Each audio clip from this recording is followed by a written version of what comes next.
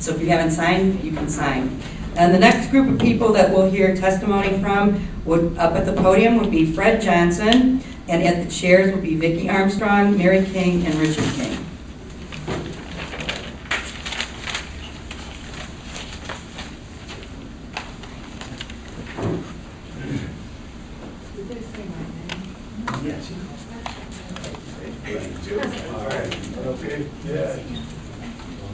Okay, my name is Fred Johnson. I'm from Akron.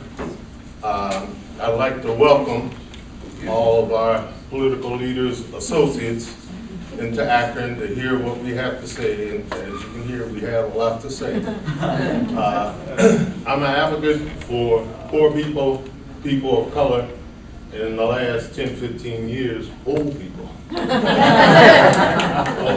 And you know, I'd like to also mention that when I was a young man getting involved in activism, a lot of old people who are in this room were old people. And now I'm here with you as one of you.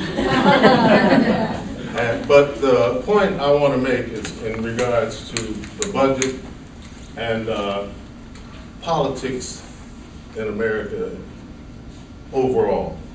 You know, it's very confusing.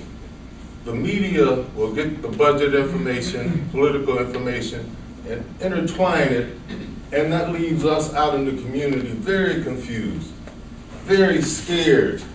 You know, my mother-in-law called me the other day, get rid of your cell phone, get rid of your cell phone. Every once in a while, somebody will say, get rid of your cell phone. You know, so it's more for me, scare tactics.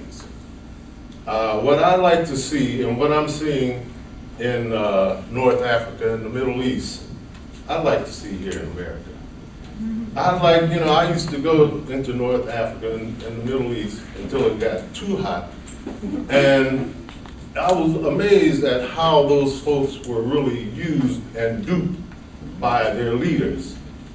And now I look at what's happening with us here in America, and I can see why these people are raising so much hell.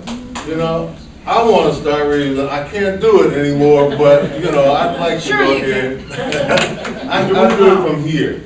I do it from here. And I'd like to see us get more into what we were into in the 50s and the 60s, activism. Stone cold activism. Didn't look back, just like I look at those folks in the Middle East, they say, we're not going anywhere until they go. You know, you hear that constantly, and they're sticking by their guns. And so I'm hoping that at some point here in America, we'll start standing up. Old people, poor people, people of color, all those who are disenfranchised here in America, we need to stand up. And of course, we know our political leaders can't be out there with us doing those type things, but they can encourage us, especially if you have a two-party system that is